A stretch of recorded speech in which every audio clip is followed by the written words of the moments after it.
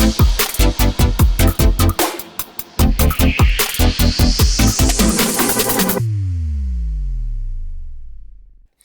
right, welcome back to Giving Back TV podcast. We have Erin Throckmorton, Colin Tordale, and a special guest, McKenzie Tordale. Yes, she's related. It is court-ordered. Yeah, he's my father. I'm sorry. For you. Wow. So much love to the right of me. I learned it all from him. But you're moving out soon. Yes, I am. What 44 days? 44 days. Not that she's counting, Dad. Right. Yeah, I totally don't have a countdown on my phone. So I know you're happy about moving out. Dad, are you happy or are you a little sad? Glorious days. You're glorious, okay. That means I get another room for trophies. Which is perfect. Right. I mean, you're going to miss her. I will. Yeah, they asked me what size air mattress I wanted. When they come back. Yeah, right. See? I figured it's a smaller bedroom, so I think, tiny 10 room. Let's go for the tiny 10. Right. I think you would do that. She comes back from college. She can sleep right there on the couch. Absolutely. Yep. Or the air mattress. Or the air Doesn't mattress. matter. Hey, air mattresses are comfortable. They're just loud. Wait, be careful what you're saying. Yeah. I'm just telling you. There we go. Air mattress it is. That's right. So, no, she's going off to college. Big freshman in college this year. Yep. You excited? Yeah. Actually, I think I'll be pretty good. Are you nervous? A little, but not really. That's normal. Yeah. That's normal. It usually hits you when mom and dad drive away from leaving you. More than likely, yes. Mhm. Yeah, but from my experience, it's tougher on mom and dad driving away. The kids are usually like freedom. Yeah. Yes. But it is a little scary. I'll probably be excited because I know like the orientation lasts a whole week and it's just a bunch of fun activities. And then I know my mom's just going to be crying on the drive home. So you're going to be driving.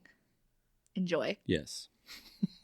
You look so happy right now. I'm having noise canceling earphones in. It'll be fine. Yeah, you'll be all right. Yeah. You can just listen to the Giving Back TV podcast on the way home. I mean, what better thing to listen to while you're driving down the road? I know. So many great subjects. We got a good subject today, actually. We do. And it all came from her. Yay. So you want to tell us what we're talking about today? We're talking about trophy hunting and even like the stigmas surrounding it. I love it. Yeah, so why did we bring the subject up and why are you here to join us today? Because in my junior year in my AP language class, we were like supposed to do discussions every week and someone would lead the discussions every week. You choose a controversial topic and you give everyone to read an article and you give them questions to answer. And so you have discussion topics every Friday. My discussion was on the stigma of trophy hunting. So I gave them the article and we had a bunch of questions that I gave them and we just sat down and had discussion. I knew going into that discussion that a lot of the people in my class were very much against trophy hunting. And by the end of that discussion, they changed their minds. So even here in Montana, excuse me, kids in your class were against hunting or just the term trophy hunting? I'm fairly certain it was just the term trophy hunting. Okay. So what did they think trophy hunting meant? They pretty much thought it was the same thing as like poaching. You're just going out and you're just shooting a bunch of animals just because you want the trophy. They didn't think about where the meat goes or what like the influence was on the local communities and everything. Okay. So, and a lot of people are probably going to ask, well, what makes you an expert? I've been on the trips where we went trophy hunting twice in South Africa. So you've seen it firsthand. Yes. From your dad and your mom going on that trip. Yeah. Yes. And yeah, I do understand where people come from if they don't know and understand. They think the trophy, you have a stuffed animal on your wall, right? Mm-hmm. Yep. You just went there, you didn't bring meat back or anything else. So here, when people poach and we see in the paper, they just cut the head off or the horns off and leave the animal to rot and waste. But that's not what we do. I mean, the meat is used. Every part of that animal is used. That's why when I went into this discussion, I kind of just started it off with, just so you all know, I've done this twice now, and I have firsthand experience. And they were all just like, oh my God, you have? And so they started asking me personal questions about it. Like, what did you do with the meat? Which it went to a local school there, and we got to deliver it in person, which was awesome. And that was in South Africa. Yes. Yeah. Yeah. Mm-hmm. No, I mean, that's the thing. And I was talking to another friend of mine who's in the hunting industry, and he said, we need to stop being afraid of using the term trophy hunting. We need to kind of take our narrative back because, like you said, it's so misunderstood. And there are people, even people in our region, that'll go out and shoot a bull elk, cut the head off, and leave it. Mm-hmm. That's not a trophy hunter. That's a poacher. Yes. And there's a very big difference in that. And I know that, most of my clients, friends, whoever go to Africa, they want to know where the meat goes. They want to be a part of this, chain. But you're not bringing the meat back home. So you're there trophy hunting. Mm-hmm. That's what you're doing. The reason we're not bringing the meat back home, because it all tastes really good, Very good. Yeah. is the countries don't allow the export of the meat. And well, in the U.S., they won't allow the import of it, from Africa. No meat can come in from Africa.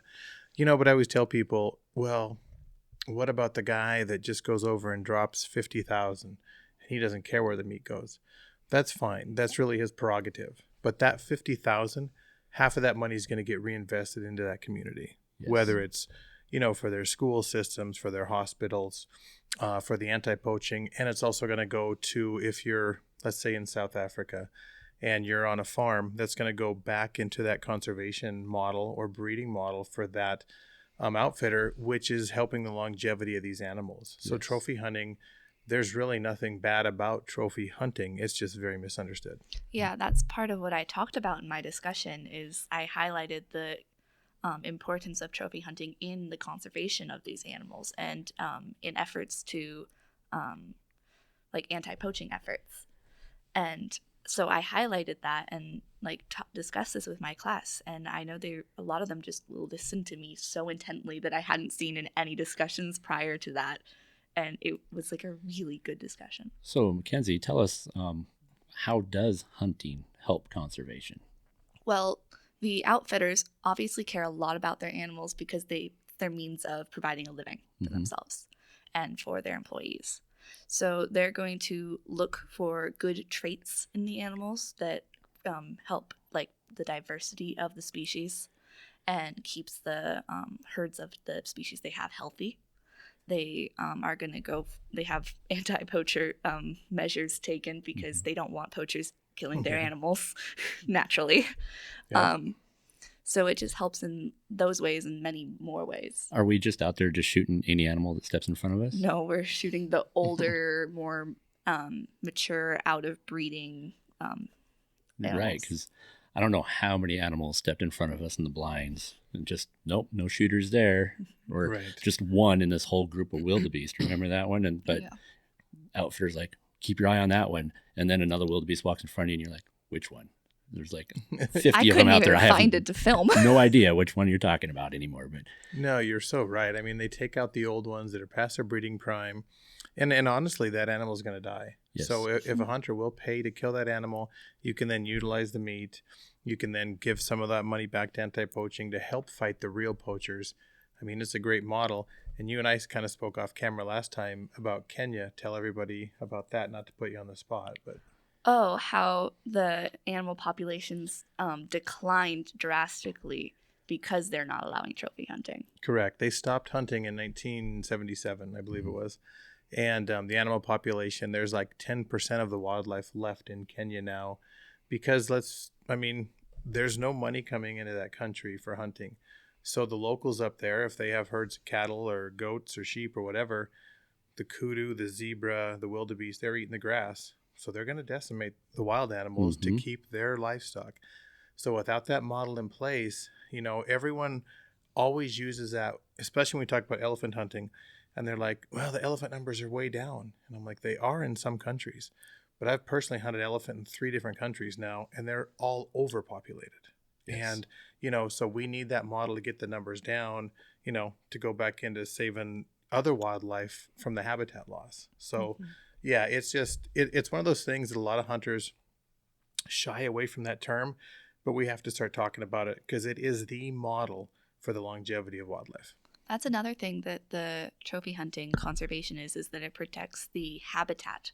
It's not used for agricultural purposes, or it's not just decimated and used to build a bunch of buildings. It's there for the wildlife to live in. Yeah, And you guys have been to Kruger Park. Yes, we How have. many elephant did you see there? At first, like, oh, elephant, got your camera out, you're taking pictures, you're videoing, you're doing all these things. And then, oh, it's just another elephant. Yeah. Because there's so many of them. There's too many. And even talking to our outfitter, like he said, there's no bushbuck or gemsbuck in the park because their habitat got decimated by the elephant. So not only is the elephant destroying their habitat, it's destroying habitat of other animals too. Yes.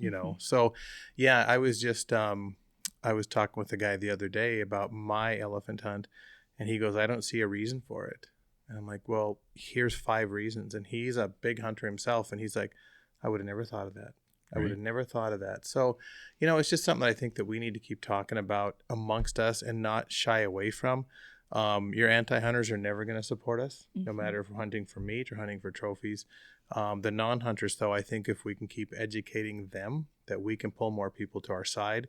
Because without hunting, I don't know what it's going to look like 100 years from now. Right. Yeah, it's needed. Look at Namibia even. There were some polls recently on, do the people of Namibia support trophy hunting?